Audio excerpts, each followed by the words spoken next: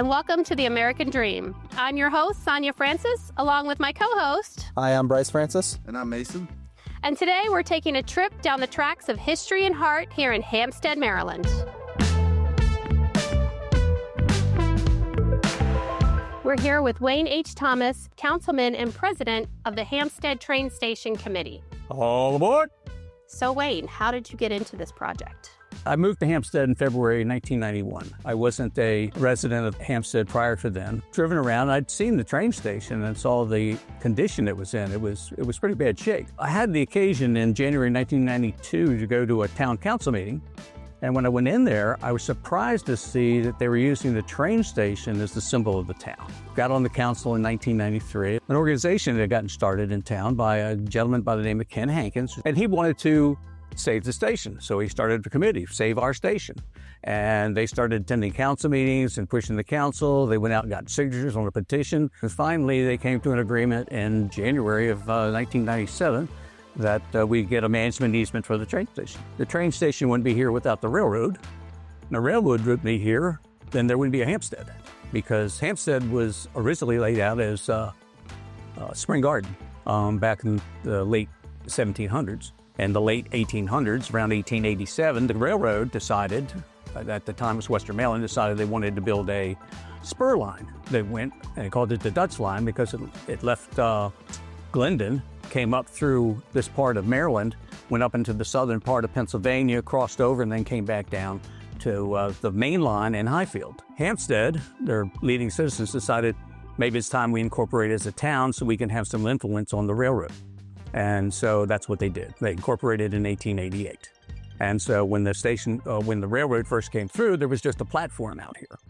And after a while, business got pretty good. And so they decided to build a station.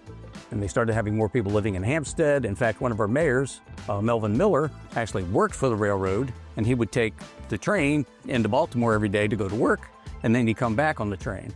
So there was, the first commuters out of Hampstead. And back then it was passenger and freight service. So that's how Hampstead got started. It was the railroad coming through that pushed them into becoming an incorporated town. From a landmark train station to the charming Main Street shops, this small town has a big story. Let's ride the rails and explore the treasures on Main Street.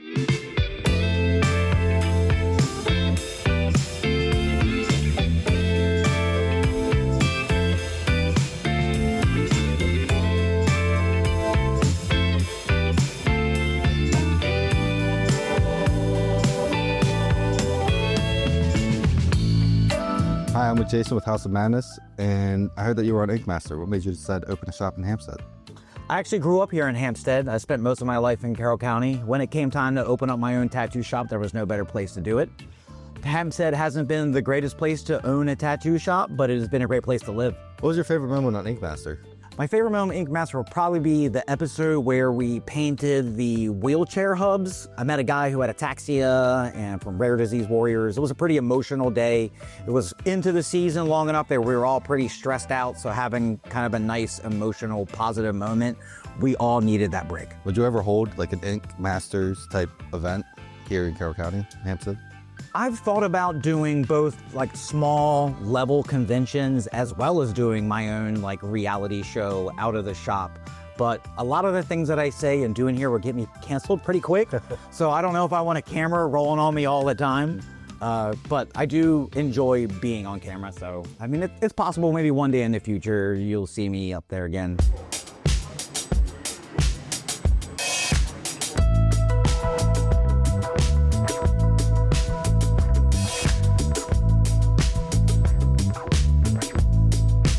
Hey everyone, we're here with the owner Steve Rogers of Rocco's Market and Deli as well as Outlaw Barbecue. So how long have you been in business? So we've been in Hampstead on Main Street for since about 2010. We started as a barbecue equipment company originally. Yep. Yeah. So how has being in the heart of Hampstead helped with the growth of you and the community as well as your business? Well, I think definitely we've been here for, about 15 years now, and we've gone through the growth of downtown with Main Street revitalization and some of the other challenges that we've had over the last 15 years. And, we've purchased both of our buildings, and we've kind of grown as Main Street's rebounded. Started as a barbecue equipment company. We transitioned into a restaurant, back in 2016. Retired police officer locally here. I bought this building during COVID. This was my storage location for Outlaw. And then we had to find a purpose for the building. So 3 years ago, we put in here a deli. And this is a smaller version of the Italian supermarket my family owned and I worked in as a kid. So this is just kind of Rocco is my grandfather's middle name. It's a little, pay homage to him. And we just did a smaller version of what we had up in Connecticut also. So that's kind of the basis of where we came from.